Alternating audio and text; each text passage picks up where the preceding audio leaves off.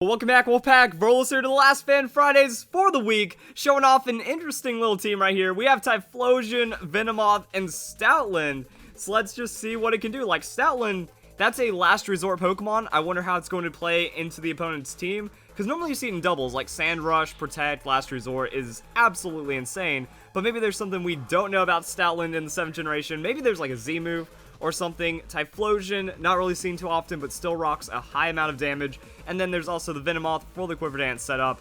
And we're going to see how this battle plays out. So Mimikyu going to just lead with that Swords Dance and go for the most damage possible. It's already setting up and becoming scary, but that means it's Stoutland's turn to throw down the Z move.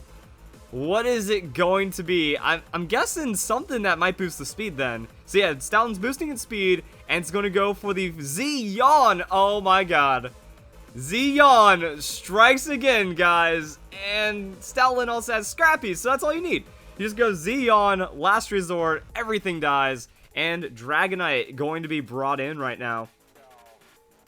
So Stoutland's going to Protect. Okay, so that has to be it. It's just Z-Yawn, Protect, Last Resort. And then you have Protect, Last Resort for whenever you need it, on top of just throwing out regular Yawns. That's actually a pretty crazy moveset. And because of the Scrappy ability, everything just dies to it. We get to see some damage numbers coming up here, and that's where it's going to get big. So yeah, like you just, whenever a Pokemon switches out, you yawn. Whenever they switch in, you yawn. And sometimes it doesn't even matter. Like now Charizard is switching into a Last Resort. Like it has to switch in. Yeah, there we go. You just throw down the damage and it doesn't matter. So you can force out the opponent's setup and then crush them, and also full shiny teams. So just Last Resort dunking a hacker has never felt so good. But now Mimikyu comes back in, and I don't even know what the opponent's doing. Like, the opponent really seems like a hacking tryhard if you just kind of analyze about, like, oh, Yawn not even trying to take a chance to attack anything. Like, he had the Swords Dance on Mimikyu, but decided to switch and then switch again. He's doing, like, double, triple, mad, insane switch pro Smogon player right here. And also, when you look at all the setup, he wants to, like, win and snowball, but he keeps falling into the same trap. It's Yawn every time. That way, when you're asleep, you break the disguise, you just kind of do whatever. Looks like he anticipated Mimikyu staying in. So I guess the opponent also understands, even though Stoutland isn't seen often, that probably has Scrappy or something like that. That's going to be Dragonite with the Ice Beam now. So I think the only thing he can do is try to, like, get some freeze hacks and take down the Stoutland. But that's going to be a last resort, and after breaking the multi-scale, boom, that's going to be enough to take down the Dragonite. So yeah, normally when we see the Stoutland, it does have absurd amounts of damage behind that Life Orb for like one-hit KO everything. So with the Z-Yawn though, it doesn't matter because you just 2-hit KO everything when you get your opponent like just stuck like this. You know, you Protect, they fall asleep. If you play it really well, you take like one hit and then you just lock and loop the opponent forever, and they don't get to do anything. So it looks like now Stoutland's kind of just turning it around. Mimikyu without a +2, not going to do a lot of damage. Stoutland has a solid amount of natural bulk. And then comes in with the Last Resort. Is that going to be enough to one-hit KO the Mimikyu? It would, if it wasn't Focus Sash.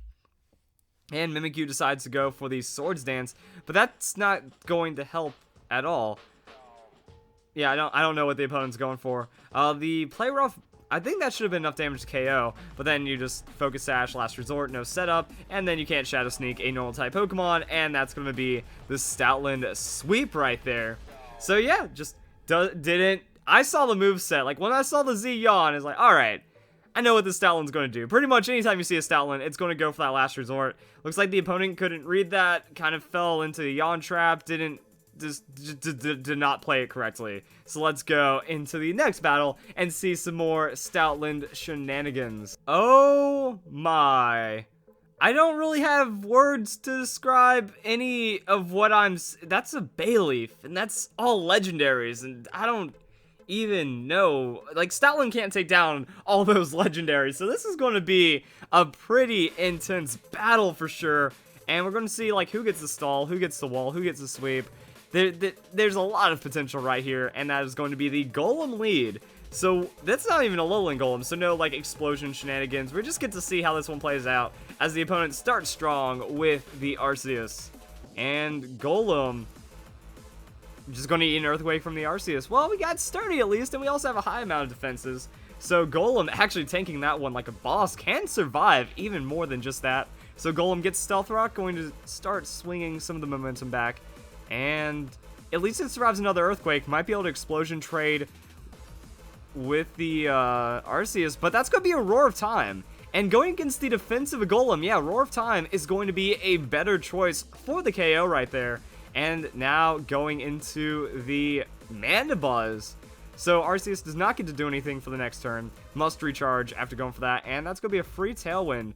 Mandibuzz is a frustrating wall of a Pokemon for sure. We're going to see how... Oh, and it gets a Toxic Stall onto the Arceus as well. That's going to make things a bit interesting right now. So we have Tailwind, we have Speed, we got Toxic, and the Arceus is going to go for that just big damage Judgment onto the Mandibuzz. But Mandibuzz is too bulky, so it's not even big damage. And is that a Moringa Berry? Nice. All right. Like, I was like, wait a second, you took damage, not half, and then get some Moringa Berry. So I guess using the natural special defense and then going like full defense investment with the Moringa Berry, I love that idea. That sounds like something I would do, because I love key Moringa Berries on those setup Pokemon. They just bring them in forever, and it looks, if Mandibuzz like Toxic Stalls an entire team of Legendaries, that might be the greatest thing ever. And it seems completely possible right now. With the little damage that's taking, it still has Tailwind, so it can always out-heal. It can always do everything in this battle. And without proper sustain, even with proper sustain, the Toxic is just going to add up forever. So the opponent actually going to withdraw the Arceus. Well, the Mandibuzz just scared off an Arceus. That's the level of battle we're at right now. And goes into the Rayquaza. Rayquaza taking damage from the Stealth Rocks, though. So that's going to, you know, that's a solid hit right there. Losing a quarter of its health just straight up from the Stealth Rocks. So because of that, you know, it's going to save like 3 turns of Toxic. And that's going to be another Toxic down onto the Rayquaza. So even if, like, it's not Mega, though. Like, it would have just Mega Evolved. Even if set up, even if anything... Doesn't seem like it can do much, but that's going to be a Thunder from the Rayquaza, so trying to hit some super effective damage. After the Moringa Berry, still a respectable hit, but not enough to really threaten the Mandibuzz. And it's kind of like in questionable 3-hit KO range, but Mandibuzz, all it has to do is just spam Roost, and it'll be fine. It will be fine from all that damage. And Ice Beam. Alright, so going from Thunder, more damage to Ice Beam. Wow, much less damage on that Ice Beam. Oh, because of the Roost. Oh man, that's just dirty. Because yeah, when you Roost under the Tailwind, now you effectively get rid of any weaknesses the Flying has. But there it is. So now he decides to Mega the Rayquaza.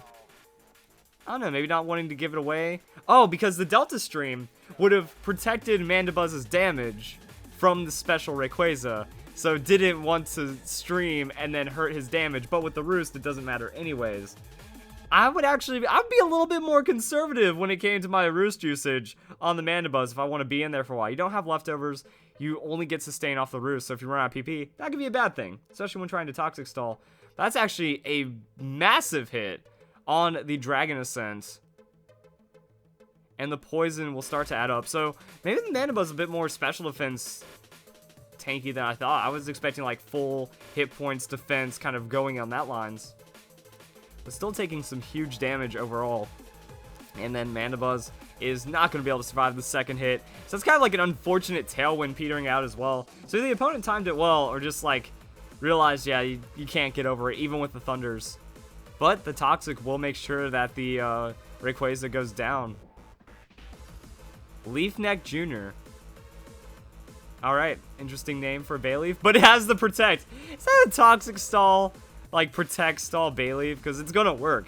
It survives the Dragon Ascent, and then it's also going to get that Poison to take down the Rayquaza. So that happens. And what is the response going to be? Because that was like the switch from the Arceus. Now Dialga's in. Dialga can go for whatever Dialga's going to do. And yeah, I have to see what this Bayleaf is up to. So, Leech Seed Stall? Can it do that? Either way, we're going to see an Aura Sphere from Dialga. Try to do some damage to the Bayleaf, but that's going to be the Leech Seed. So, Leech Seed Eviolite does get really tanky. I think I did a Bayleaf, like, spotlight video a while ago. And when you look at it, with the Eviolite, it's actually tankier than a Meganium, and it still has like solid sustain from Synthesis, Leech Seed, and it can just hang in there. So it can not subseed, but protect seed and heal up a lot of the damage that it takes, and then just kind of get the Leech Seed down, And I think that's a really nice thing about the Stealth Rocks, is that the Stealth Rocks eventually knocks turns off of most Pokemon. Dialga getting that resist kind of doesn't help it too much, but at least you like break the even or odd hit point spread, and then you have super effective hits and just extra damage. But the Roar of Time, going to be massive on the Bayleaf, does find a way to survive though, and it gets the Synthesis down. So I mean, it can Synthesis, get Seeds, Protect, Synthesis, get Seeds, Protect, and is going to be a pretty difficult Pokemon to take out. So also depends on the Pokemon that you're matching up against as well. That if you're matching up against other things, oh, the Toxic's not going to work. I guess maybe predicting... Well, that was actually a recharge turn, so I guess you waste something and not have to worry about your Protect. So Dialga using its most powerful move does put it in that vulnerability state. So now we can Protect, still drain some health right there. It looks like it works out pretty well.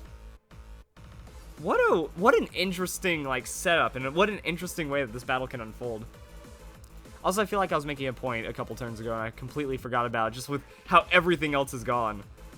Because that happens, you know, you can just get that mad shutdown on the Bayleaf, apparently. So that's going to be attacks missing, that's going to be Synthesis not really mattering, but that's it. That's going to be it. Like the Synthesis heal into Protect into Roar of Time, and it's done. So yeah, and even on the turns where it doesn't matter, like you don't have to Synthesis there, you just kind of go for it. Roar of Time will be protected after missing, after protecting, after missing, and it's like, there's a Leech Seed. And I think that's kind of where the Stealth Rocks come into play. Because like I said, it breaks up that odd hit points, so it puts it in that position where everything should be fine.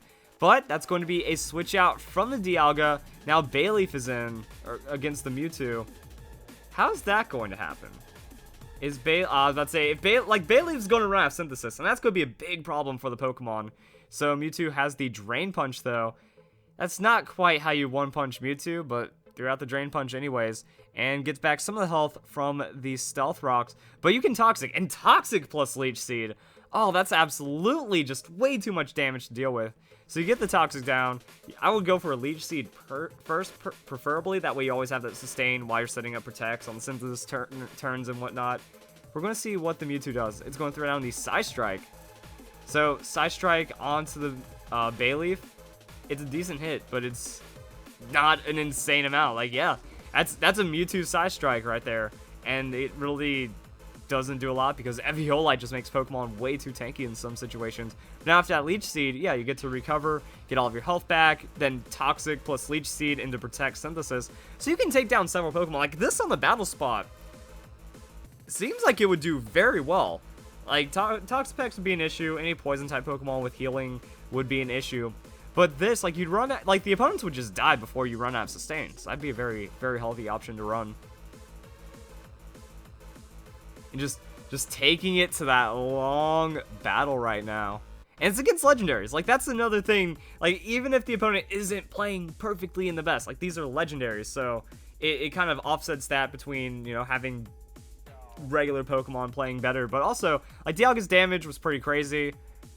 The Arceus kind of got together. Like, the Rayquaza is, I guess, like, the major misplay portion right there. But I couldn't really see much go right for the Rayquaza after that anyways. Goes for a lot of damage, then it loses defenses, then you still blow it up. So it's still pretty solid. And then you just Protect and Leech Seed, and Protect and Leech Seed forever, and then you just don't care. So that's going to be another Psystrike from Mewtwo, but we know that that gets tanked up. I'm also wondering if there's a lot more defensive tankiness on the Bayleaf, if it's able to just kind of absorb a Psystrike like that. But Poison, yeah, it's done. Mewtwo is done next turn. I wonder if that's where you just go for the double Protect. Yeah, especially with like the Recover. You don't need to waste those Synthesis. That's kind of like my biggest fear. It's like, alright, that's a Leech Seed, just in case there's a switch to reset the Toxic timer. I guess Mewtwo can recover, but once the Poison adds up, it's not going to be able to do that for long. Yeah, it's got like maybe 1-2 more turns before it can like stop recovering and then just dies. And then there's a Protect turn anyways coming, so it doesn't matter. Like, Mewtwo just loses to a Bayleaf. And I didn't really think I'd ever say that, but Mewtwo just loses to Bayleaf. So that's going to be Leech Seed. That's going to be Poison. And it's just, like, slightly not there. So, yeah. Eventually, Mewtwo just will not be able to handle it. Goes for the Psystrike anyways. Guess tries to chip some damage as Mewtwo goes down. Then you turn it around with a little bit extra damage to try to take down the Bayleaf.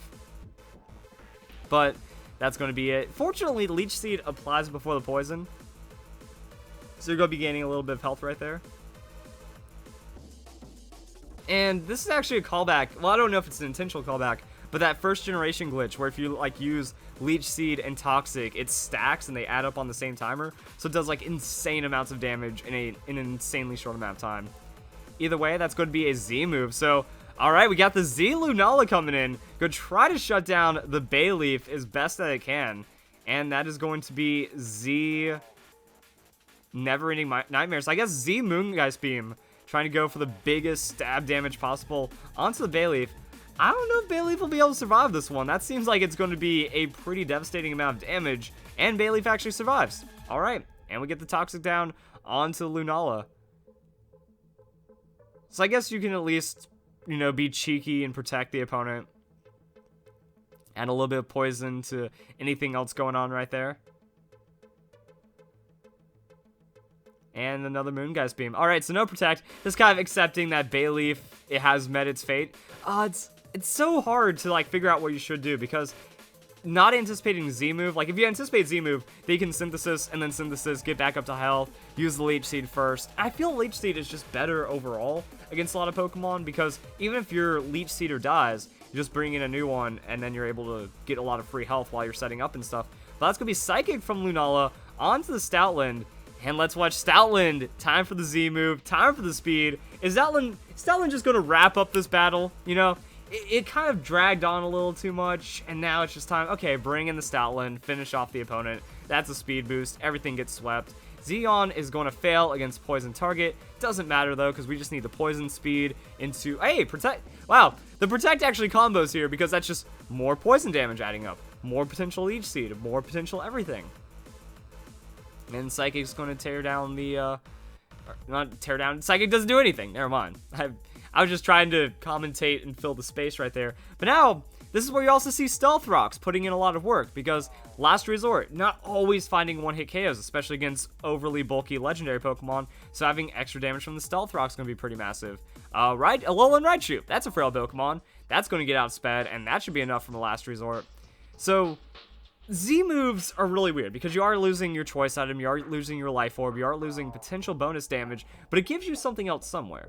So this is like Choice Scarf Last Resort, which is an impossibility, but you can actually do it on the Stoutland. And now that's Stealth Rocks plus Poison. Is Stoutland just going to find a way to not one-shot, but like half-hit KO the Arceus? There we go. I don't think the crit mattered. And even if it did, like, that means Arceus just dies of poison anyways, and then not really too much of an issue right there. Dialga comes in, very small amount of damage from the Stealth Rocks, but that should be very easy for the Stoutland. So once Dialga's gotten chipped away enough, the one thing that would be able to work against Stoutland doesn't, and the opponent is going to disconnect right there, or just forfeit the battle, so that is going to be the end. And yeah, we saw a little bit of everything. So fortunately, like the weird Pokemon that we don't know what they're going to do, those are the ones we saw. Like we know that Venomoth is going to go for a Quiver Dance. We know that Typhlosion might have been Burn Up, might have just been like choice into insane eruption damage. But the Mandibuzz Bayleaf, they could run some weird sets. That Toxic Leech Seed though, pretty powerful, holding up against legendaries, and then Golem would just set up, and then eventually Stoutland just finishes off the weakened foes, even against legendaries, and it turns into a pretty awesome battle. So if you guys enjoyed Fan Fridays for the week, I'm happy to just show that off. If you guys want to be on Fan Fridays, please comment a battle code down below. On that, have a great day, have a great weekend, have a great week, and I'll see you guys next time for Fan Fridays. Thank you very much for watching.